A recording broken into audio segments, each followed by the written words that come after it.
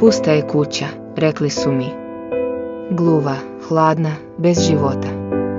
Krijepovi joj popadali. Vrata nakrivo zatvorena. Ni dima iz dimnjaka, ni koraka u avliji.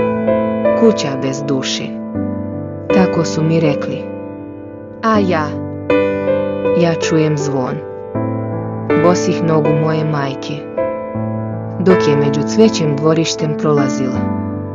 Čujem galamu mog dede, dok je teškom rukom ložio kotao. Osjećam toplotu iz svake pukotine gdje vrijeme nije uspjelo da izbriše ljubav. Pusta je kuća, kažu. Šta će ti? Sruši je, napravi novu sa prozorima od svetla. Sa zidovima što ne znaju za vlagu. Sa podovima koji ne škrip. A ja kome da kažem da je ta vlaga od suza, koje nisu stigle da budu obrisane. I da je to škripanje šapat svih koji su nekad ovdje voleli. Kako da srušiš kuću gdje te zidovi znaju po imenu? Gdje te svaka pukotina podsjeća na tebe samog?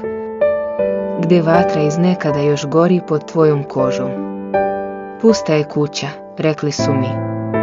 A ja kad odem tamo, nisam ni sam, niti sam prazan. Tamo sam cel, tamo još dišem.